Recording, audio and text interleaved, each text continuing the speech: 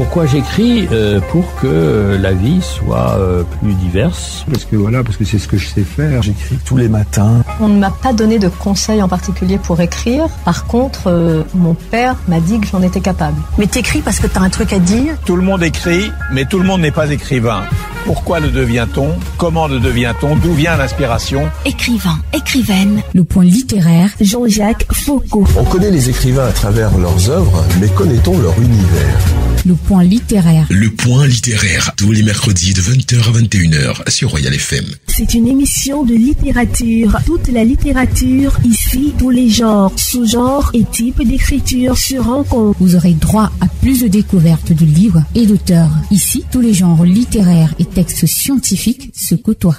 Le point littéraire, tous les mercredis de 20h à 21h. Prenez le rendez-vous avec Jean-Jacques Foucault.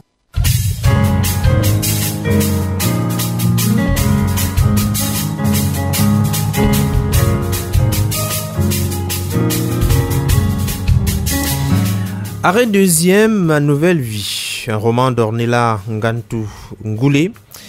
Elle est née, c'est une jeune Camerounaise passionnée de lecture et d'écriture depuis sa tendre enfance. Après ses études primaires à l'école publique de Banjul Centre, elle va poursuivre ses études secondaires à Guidère jusqu'en première avant de revenir sur Yaoundé au lycée bilingue de Mendong, où elle obtient en 2021 son baccalauréat. Elle poursuit actuellement ses études supérieures à l'université de Yaoundé 1, à la faculté des arts, lettres et sciences humaines. Eh bien, ma nouvelle vie est son premier ouvrage. On est là, Ngantou Ngoulé. Bonsoir et bienvenue sur le point littéraire. Merci, bonsoir. C'est votre premier livre, comment est-ce qu'on se sent? Joyeuse, fière, c'est notre premier chef-d'œuvre. Est-ce que l'accouchement a été facile, une façon de dire que le livre écrit, cela vous a pris combien de temps? Bon, déjà, ça m'a pris 5 mois pour écrire. 5 mois? Oui. Pour écrire ce livre. Alors, quel était l'objectif premier lorsque vous avez décidé d'écrire un roman? L'objectif premier pour écrire un roman, c'était déjà pour me divertir.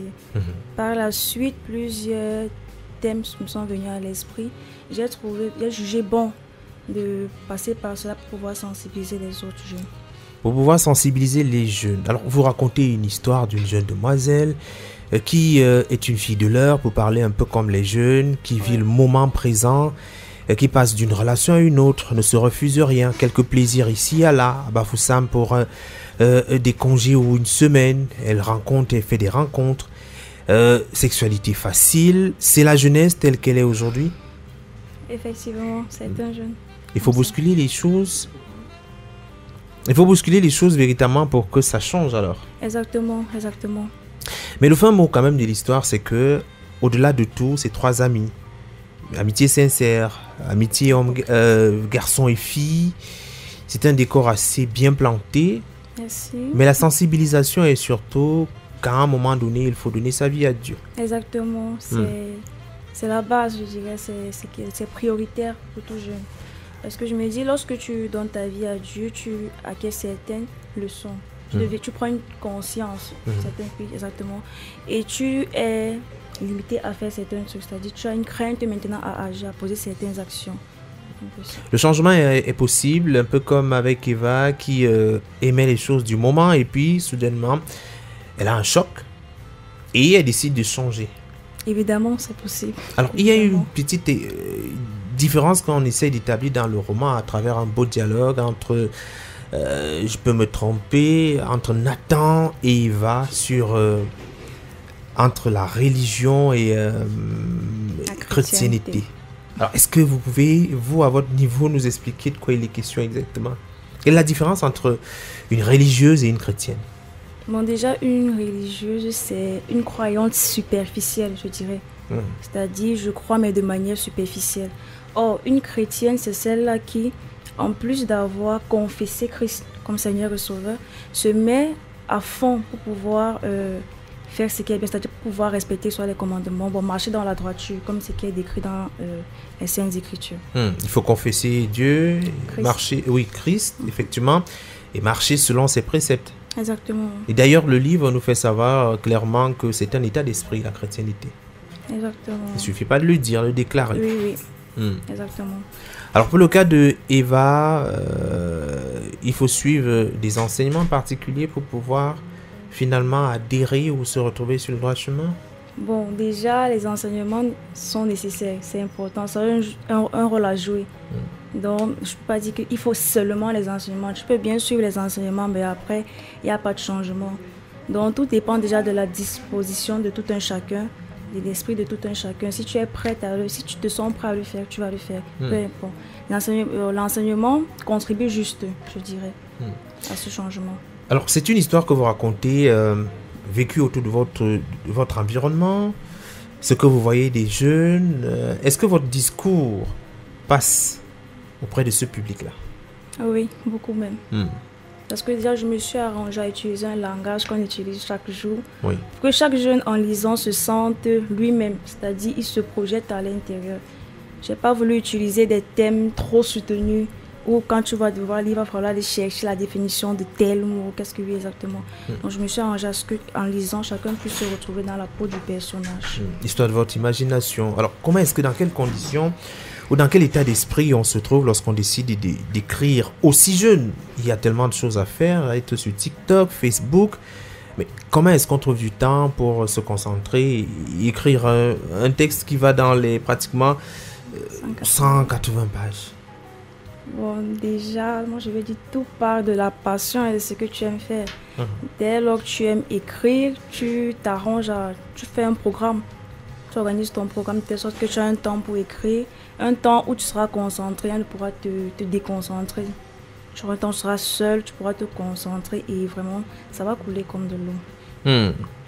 Une histoire, on va le dire, qui ça rime d'abord au terme du moment, parce qu'il s'agit de plusieurs mots utilisés comme cela est fait, les sorties entre amis. Mais je me pose des questions. Le langage utilisé, vraiment, il est celui de la jeunesse.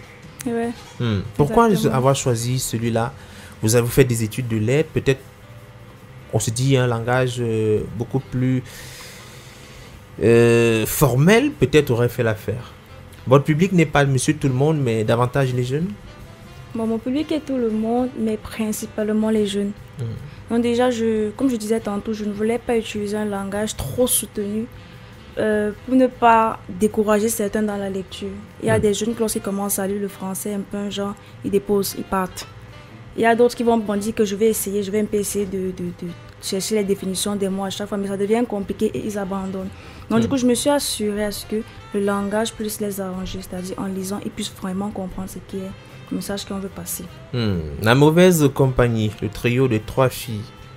Une qui est hésitante, l'autre qui est une fonceuse, une qui meurt. Alors pourquoi d'abord avoir tué Nancy? Ça, c'est un aspect. Elle était trop mauvaise pour vivre? Non, elle n'était pas trop mauvaise. C'est l'histoire. C'est l'histoire, je ne sais pas ce que je vais dire. C'était son destin dans l'histoire. Alors, à votre niveau, qu'est-ce qui peut justifier que les jeunes arrivent à passer d'une relation à une autre? C'est-à-dire que dans l'ouvrage, on voit bien que les partenaires se changent un peu comme les habits. Qu'est-ce qui peut amener les jeunes à se comporter de la sorte? Moi, déjà, il y a la compagnie qui joue. Il y a la compagnie, il y a le cas. C'est-à-dire, je marche avec des filles, peut-être, si je suis une fille, des filles qui ont l'habitude de faire ça. Automatiquement, si je ne suis pas forte d'esprit, je vais me laisser entraîner. En plus, il y a aussi les conditions. Il y a d'abord le plaisir, je dirais, même il y a des gens qui le font juste pour le plaisir, parce que peut-être j'ai arrêté telle relation et j'ai envie d'être dans une autre et puis je me lance sans toutefois voir ce qui peut se cacher derrière, les conséquences et tout ça. Donc il y a la compagnie, il y a le plaisir.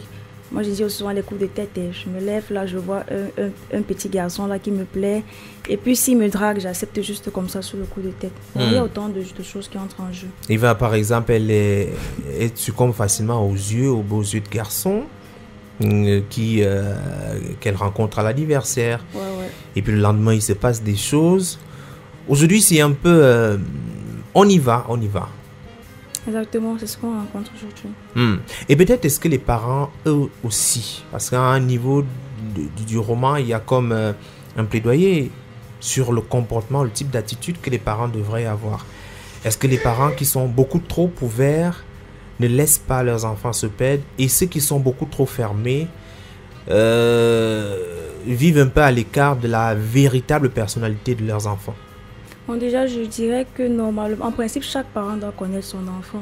Bon, déjà, si on prend peut-être le cas de la tante de Eva. Oui, elle est vraiment exactement. Zen de elle, tante. c'est bon, allez faire ce que vous voulez, si vous rentrez en bon état, ça va. Mais je me dis, elle pouvait bien laisser un peu de liberté, tout un peu en les contrôlant, c'est-à-dire s'assurant qu'ils ne s'éloignent pas. Or, c'est ce que la mère de Eva a voulu faire, mais comme sa fille était un peu trop têtue, ça allait dans tous les sens. Donc, pour dire, tu peux toujours vouloir, tu peux aider l'enfant à marcher droit, mais tu ne peux pas contrôler l'enfant. Donc, un peu comme la mère d'Eva essayait de faire, c'était de conseiller. On peut conseiller, on ne peut pas dire qu'on doit être trop ouvert ou pas, ou alors trop renfermé avec les enfants, ou trop dur avec les enfants, non. On doit être normal avec les enfants selon la normal, c'est-à-dire, comment trouver le juste milieu pour pouvoir s'entendre avec l'enfant, pour être sûr que l'enfant nous dira tout. Bon, déjà, c'est pas évident. Il y a des enfants ouverts, il y a des enfants, je veux dire renfermés, qui ne veulent pas tout dire. D'autres même ne disent rien. Donc déjà, tout dépendra de la relation qu'il y a entre le parent et l'enfant. Si le parent voit que l'enfant n'est pas assez ouvert, il y a peut-être un ami qui est assez ouvert, il peut passer par l'ami ou par la personne. Bon, dans le cas contraire, on ne peut que conseiller, comme la mère de Eva le faisait tantôt. Mais la mère d'Eva vit avec une fille qui, d'apparence, est une sainte, mais qui chrétienne à sa manière. Oui, multiplie des stratagèmes pour sortir, pour aller voir Jordan, pour aller voir après Aymar, le garçon de l'anniversaire. En tout cas, ça c'est les auditeurs vont découvrir lorsqu'ils prendront connaissance du livre. Ça devient difficile de trouver le juste milieu, et vous avez évoqué un aspect chrétien à sa manière. Exactement. Alors, pourquoi avoir créé la scène autour des jeunes qui se retrouvent à l'église régulièrement? Parce que, généralement, déjà, à l'église, on rencontre tout type. Tout type de jeunes, je préfère préciser.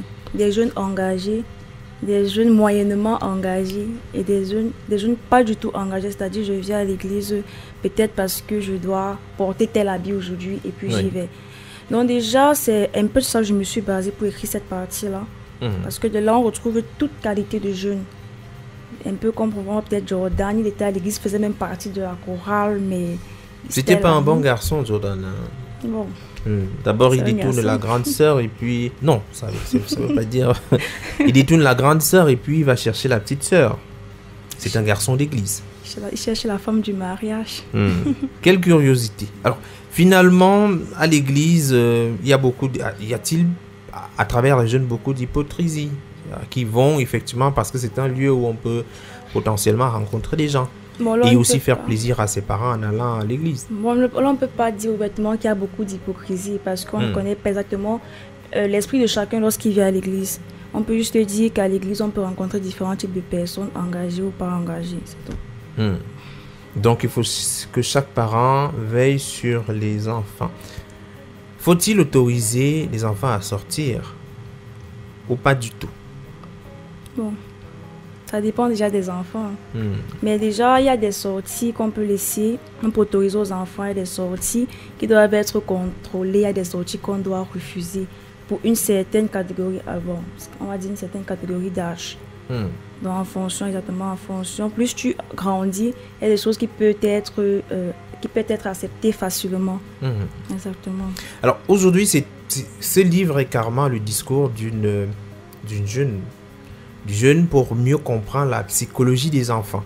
Parce qu'en réalité, à travers ce livre, on entre dans l'univers d'abord des adolescents, sinon des jeunes en général, parce que le livre nous permet de voir un peu le monde à travers leurs yeux.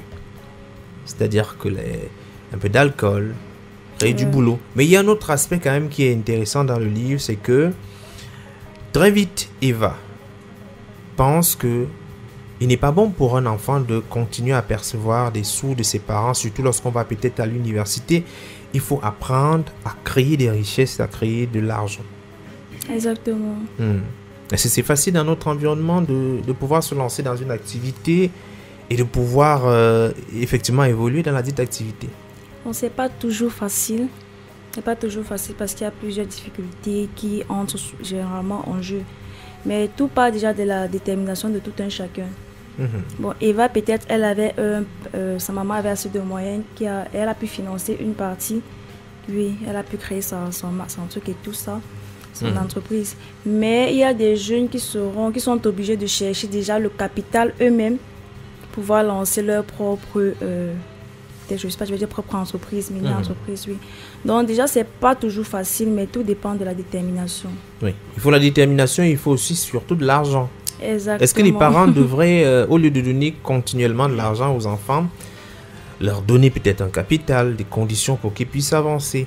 Bon, si des jeunes enfants intéressés par l'auto-emploi, c'est possible.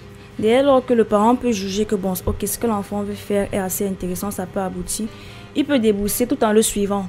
C'est-à-dire qu'il peut débourser de l'argent pour le capital, mais en suivant que ça part vraiment de là. Parce que tu peux débourser de l'argent à l'enfant, ça part ailleurs. Donc il y a aussi le suivi. Le téléphone portable, c'est un outil très utilisé dans cette œuvre de fiction. Exactement. Alors, le téléphone portable à la portée de tout le monde. La jeune sœur est à peine en classe de première. Elle utilise un téléphone, échange avec monsieur tout le monde. Faut-il laisser le téléphone à la portée des jeunes? Si c'est le cas, faut-il contrôler, regarder ou prier le bon Dieu que ce qui se passe là-bas soit essentiellement des choses utiles? Bon, je dirais déjà qu'il y a des enfants chez qui on ne peut pas contrôler le téléphone. C'est-à-dire, tu prends le téléphone, tout semble être normal et pourtant, là, ça va toujours dépendre du caractère de l'enfant à la maison. Si le parent peut juger déjà que l'enfant est apte à avoir un téléphone, on peut le lui rendre. Oui. Généralement, il y a des parents qui donnent des téléphones à des enfants, mais des téléphones fixes, je peux dire, c'est-à-dire il n'y a pas WhatsApp, c'est juste pour recevoir des appels importants. Il y a des parents également qui donnent des téléphones vraiment le week-end et reprennent en semaine. Donc il y a tant de stratégies qui permettent souvent de contrôler la famille. Mais dire qu'on contrôle le téléphone de l'enfant, moi je dis c'est une perte de temps. Parce que si l'enfant veut faire sa chose, l'enfant va faire sa chose. En gros, c'est ça. L'œuvre débouche aussi sur les maladies sexuellement transmissibles. Les jeunes ne se protègent plus finalement. C'est-à-dire que font pas attention, on passe d'un partenaire à un autre sans utiliser des protections. Alors là, c'est compliqué. Peut-être le discours qu'il faut tenir ici aujourd'hui, c'est peut-être attendre le plus longtemps possible. Est-ce que c'est encore possible? C'est possible pour celui qui veut. Mais s'il y a des défaut d'attendre le plus longtemps possible, peut-être se protéger et être davantage informé. Puisqu'on a les téléphones, il faut bien s'informer sur les risques encourus. Exactement. Déjà qu'il y a plein d'infections. Déjà, il y a plein d'infections d'ailleurs. Je me dis, si un jeune qui s'y lance dans cette vie déjà, a un téléphone, il doit être capable d'aller sur tellement taper, bon, quelles sont les infections que je peux attraper en faisant ça?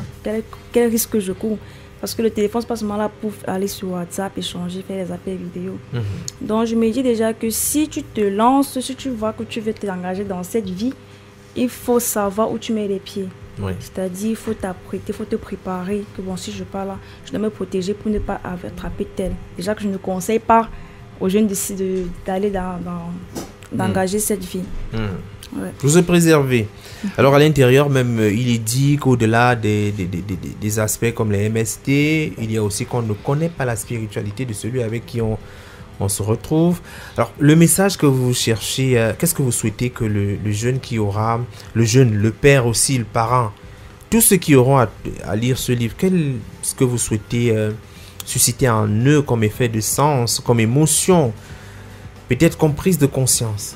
Bon, déjà, comme il est dit dans l'œuvre, lorsqu'on entretient des rapports avec un inconnu, je vais dire, quelqu'un avec qui nous ne sommes pas liés, on ne sait pas ce qui se cache derrière.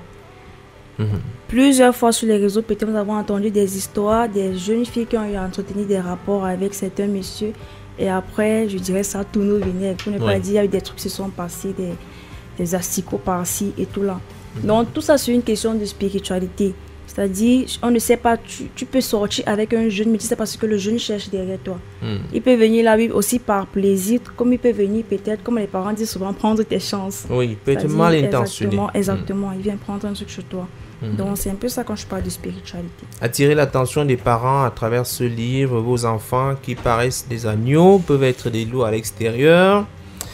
C'est une belle lecture que nous conseillons. Peut-être après ce livre, y a-t-il un autre texte? Ou alors d'abord on va faire la promotion de ce livre. Et d'ailleurs j'ai appris que la dédicace c'est à cette fin de semaine.